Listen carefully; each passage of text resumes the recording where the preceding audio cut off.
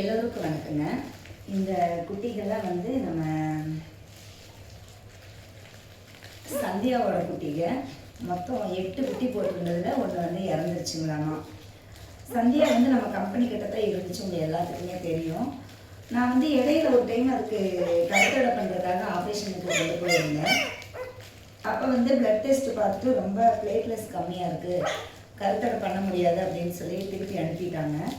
அது நான் ஹாஸ்பிட்டல் கூட்டிகிட்டு போனேன்னா அந்த குட்டி என்ன ஆயிடுச்சு, பயந்துட்டு திரும்ப நம்மக்கிட்ட இருந்து போயிடுச்சுங்க. போயிட்டு நானும் தேடி பார்த்தேன், எங்கேயுமே அது கிடைக்கல. ஆனால் நம்ம கம்பெனிக்கிட்ட இருந்து ஒரு 2வது வீதியில் ஒரு வீட்டில் போய் அது தங்கிடுச்சு. அவங்க வந்து நம்மக்கிட்ட உடனே சொல்லவே இல்லை. இடையில வந்து ஒரு டைம் என்னன்னாங்க, சந்தியா அங்கே இருக்குது அப்படின்னாங்க. அப்புறம் போய் பார்த்தா அது மேட் ஆயிடுச்சு. சரின்னு சொல்லிட்டு சரி குட்டி போட்டால் வந்து சொல்லுங்கள் அப்படின்னு சொல்லிட்டு வந்துட்டேன். அங்கேயே இருந்துட்டு இருந்துச்சு. கரெக்டாக இப்போ இந்த குட்டி போட்டு 10 நாளுக்குள்ள தான் இருக்கோம். திங்கட்கிழமை மணிக்கு அவங்க சொன்னாங்க இப்படி உடம்பு சரியில்லாமல் இருக்கு அந்த குட்டின்ட்டு. சரின்ட்டு நானும் போய் பார்த்தா அந்த பால் மடி வந்து ரொம்ப வீங்கி இருந்துச்சுங்க. சரி கொண்டு போய் சரி பண்ணிடலான்னு பார்த்தா அது வந்து ஃபஸ்ட்டு இருந்தே இருந்துருக்க மாட்டிருக்குது, ஃபுல்லாக இன்ஃபெக்ஷன் ஆகிடுச்சு. நானும் திங்கட்கிழமையிலேருந்து நேற்று வரைக்கும் ஹாஸ்பிட்டல் போயிட்டு தான் இருந்தேன். பார்த்தீங்கன்னா அந்த குட்டி டாக்டர் வந்து ரொம்பவே லோ ஆயிடுச்சு. ஏன்னா அவங்க வந்து நம்மக்கிட்ட உடனே சொல்லலை. அவங்க ஒரு 4-5 நாள் கழிச்சு தான் சொல்லியிருக்காங்க. அந்த குட்டி போட்டதுலேருந்து அப்படி தான் இருந்திருக்கு. அதுக்கப்புறம் தான் அவங்க சொன்னாங்க எப்பவுமே உடனே எடுத்து போனாங்கன்னா அது சரி பண்ண முடியும். ஏன்னா அதுக்கு ஏற்கனவே பிரச்சனை இருக்குது.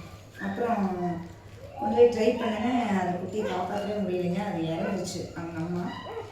இப்போ இதுக்கு வந்து நான் கிட்டத்தட்ட செவ்வாய்க்கிழமையிலேருந்து நான் தான் கையில் அந்த பால் கொடுத்துட்ருக்கேன். லேட்டோ அப்படின்னு பால் போட இருக்குது, அது வாங்கி கொடுத்துட்ருக்கேன். சின்ன குட்டிகள் பார்க்குறது ரொம்ப ரொம்ப கஷ்டங்க. அது பார்க்குறவங்களுக்கு தான் தெரியும், எல்லாத்துக்குமே தெரியாது. இப்போ இது வந்து எத்தனை சர்வே ஆகுதுன்னு நமக்கு தெரியாதுங்க. நம்ம முயற்சி பண்ணி பார்க்குறோம், அவ்வளோதான். குடிச்சு பழகுதுங்க. இங்கே பாருங்க, கொஞ்சம் கொஞ்சமாக தான் கொடுக்கணும். இப்போ நான் அதை கொடுத்துட்டு திரும்ப ஒரு 1 மணி நேரம் 1.5 மணி நேரத்தில் இங்கே வரணும், வந்து மறுபடியும் இதுக்கு கொடுத்துட்டு போகணும். அதனால சின்ன குட்டி பார்க்குறது ரொம்ப ரொம்ப கஷ்டம். பார்க்கலாங்க இது எப்படி சர்வே ஆகுது என்ன புரியல, பிடிக்கவே கிடையாது. அப்புறம் யூரின் போனாங்கன்னா அப்படியே மேலே மேலே போயிடுவாங்க. அதை தொடச்சி நம்ம வைக்கணும், இல்லைன்னா அது ஒரு பிரச்சனையாகும்.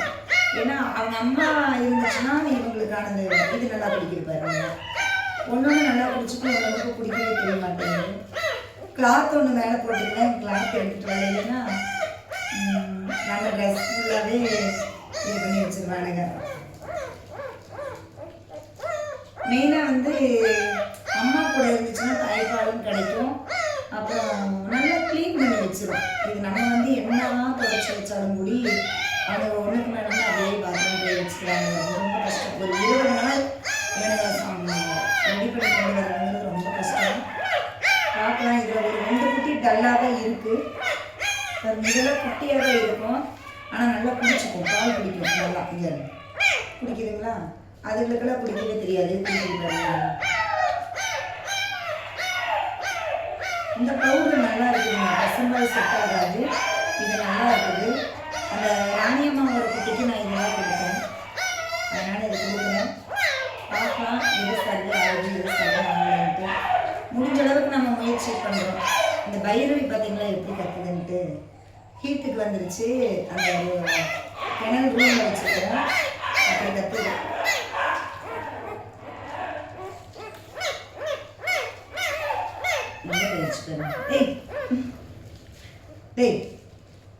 அவங்க அம்மான்னு நினச்சிக்கிது. இதெல்லாம் பிடிக்கும். ஒரு 2 குட்டி மட்டும் டல்லாக இருக்குதுங்க. எப்பவுமே நாயை பொறுத்தளவுக்கு நிறைய குட்டி போட்டாலும் சிலதுதான் சர்வே ஆகும், சிலது சர்வே ஆகாது. எப்படி கற்றுக்கணும், எனக்கே ஒரு சைடு தலைவலி ரொம்ப ஆயிடுச்சுங்க. எனக்கு ரொம்பவே முடியல. இவங்க எல்லா பேரும் நான் ஒரு ஆளாக பார்த்து கம்பெனிக்கு போகிறதுனால ரொம்ப டல்லாகிறேன்.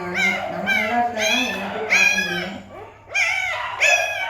ஆனால் இது புரியாமல் நிறைய பேர் எங்ககிட்ட இருக்குது, அது ப்ரீடெல்லாம் கேட்குறீங்க. நான் கண்டிப்பாக ப்ரீட் இருக்காங்க, இது பிடிக்கவே பிடிக்காது. ரொம்ப சிரமம். அந்த குட்டி டல்லாக தான் இருக்குது. ஏன் சாமி இரு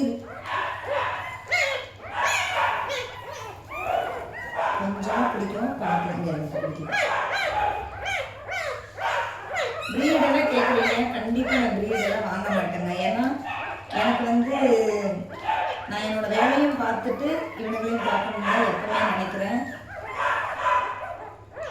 ஏன்னா நான் ஃபஸ்ட்டு வந்து என்னோட வேலையை வச்சு தான் இவங்களை பார்க்கவே ஆரம்பித்தேன். இடையில வந்து நான் இப்போ கருத்தடைக்கு ஏதாவது ஆப்ரேஷன் பண்ணணும் இப்படி மட்டும்தான் நான் ஹெல்ப்பே கேட்பேன். எனக்கு தெரியும், அதுக்கே இப்போல்லாம் ஹெல்ப்பு கிடைக்கிறது இல்லை. அதை பற்றி வருத்தப்படலை நான். ஆனால் என்னென்னு கேட்டிங்கன்னா நம்மளால் என்ன முடியுதோ அதை பார்க்கலாங்க. ஒரு சில பேர் நம்ம சேனல் ஆரம்பத்துலேருந்து பார்க்குறவங்க இப்போ வரைக்குமே இந்த ஃபுட்டுக்கு சின்ன சின்ன ஹெல்ப் பண்ணுறீங்க. செலவு ஜாஸ்தி ஆகுதுங்க. மாதத்துக்கு ஒரு 300-350 கிலோ அரிசி தேவைப்படும். எப்படி முடிக்கிறீங்க? எனக்கு என்னென்னா இவங்களுக்கு வேலையை முடிச்சுட்டு நான் போகிறதுக்கு லேட் ஆகிடுதுங்க கம்பெனிக்கு. நானும் கொஞ்சம் சீக்கிரமாக போகணும்னு நினைப்பேன். ஏன்னா என்னை நம்பி ஒரு 20-25 பேர் வேலை பார்க்குறாங்க. அப்போ நம்மளுடைய வேலையை வந்து என்றைக்குமே விடக்கூடாதுங்கிறது என்னோட இது. போதும், நம்மளால் முடிஞ்ச வேலையை பார்த்து இவங்களையும் பார்க்கணும் அப்படிங்கிறது போதும். என்னால் என்ன முடியும் அதை பார்த்தோன்னா போதும். வெளியில் இருக்கிறவங்களுக்கு நான் கருத்தடை சாப்பாடு போடுறீங்க பார்த்தீங்களா, நீங்கள் ஹாஸ்பிட்டல் கொண்டு வர மாதிரி இருந்துச்சுன்னா நம்ம ஹெல்ப் பண்ணலாங்க. நான் வந்து எடுக்க முடியாது. அடுத்தடுத்து ஷார்ட்ஸில் வந்து நான் அதை பற்றி பேசுகிறேன். கருத்தடை தண்ணி இப்படி தான் ஆயிரும். பூரா யூரின் போய் ரொம்ப இது பண்ணி வச்சுருவாங்க பார்த்தீங்களா. இது ரொம்ப டல்லாக இருக்குங்க, பாவமாக இருக்குது. இது பிறக்கிறப்பவே டல்லுங்க, எல்லாத்துக்குமே டல்லு. சார் செக் பண்ணி பார்த்து ரொம்ப டல்லாக இருக்குது அப்படின்னாரு. பார்க்கலாம் இதில் எது சர்வே ஆகுதுன்னு பார்க்கலாங்க. முடிஞ்ச அளவுக்கு நம்ம முயற்சி பண்ணுறோம், அவ்வளோதான். தடுப்பூசி போடணும், கரெக்டாக உடம்பு செய்யணும், கூப்பிட்டு போகிறோம், அவ்வளோதான். உங்களுக்கு ஏன் இந்த வீடியோ காமிக்கிறேன்னா ஒரு சின்ன குட்டிகளை பார்க்குறது எல்லாம் கஷ்டம்னு பாருங்கள். ஏன்னா எல்லாத்துக்குமே குடும்பம் இருக்குதுங்க. இப்போ எனக்கும் பார்த்தீங்கன்னா எனக்கு ஒரு பொண்ணு பையன், பொண்ணுக்கு மேரேஜ் வயசு ஆகுது, அவளுக்கு பார்க்கணும். என்னால் என்ன முடியுது அதான். நீங்கள் உங்கள் ஏரியாவுக்குள்ளே இருக்கிற குட்டிகளெல்லாம் நான் எல்லாமே எடுத்துக்கிறேன் எங்கள் ஏரியாவில், அதெல்லாம் நான் சொல்ல மாட்டேங்க. ஏன்னா என்னால் அது முடியாதுங்க. மேன் பவர் வேணும், கண்டிப்பாக முடியாது. அதனால் என்னால் என்ன முடியுமோ நான் வந்து என்னென்னா என்னோடய சர்வீஸ் வந்து வெளியில் சாப்பாடு போடுறீங்க இல்லைங்களா, அவங்களுக்கு வந்து கருத்தடை பண்ணுறதுக்கான ஹெல்ப் பண்ணுறாங்க. அமௌண்ட்டு விஷயத்தில் எல்லோரும் சேர்ந்து நீங்களும் ஒரு நாள் முடிஞ்சது கொஞ்சம் கொடுக்க பாருங்கள். முடியாது அப்படின்னா அப்புறம் பார்த்துக்கலாம். முடிஞ்ச அளவுக்கு எல்லோரும் சேர்ந்து மாதத்தில் ஒரு கொஞ்சம் நம்ம பண்ணி கொடுக்கலாங்க. ஏன்னா நம்ம சைடு வந்து கவர்மெண்ட்டில் ஒன்றும் பண்ண மாட்டேங்கிறாங்க, கேட்டுட்டு தான் இருக்கிறோம். அப்படி பண்ணுறப்ப அதுவும் கூட நீங்கள் டிரான்ஸ்போர்ட்டுக்கு ஹெல்ப் பண்ணுறேன். நீங்கள் வந்து இந்த பாலிகிளினிக்கில் கூட பண்ணிட்டு போகலாம், வச்சு பார்க்கலாம். ஒரு 5 நாள் அதை மட்டும் நீங்கள் பண்ண முடியும்னா பார்க்கலாங்க. சரி, முடிஞ்சது.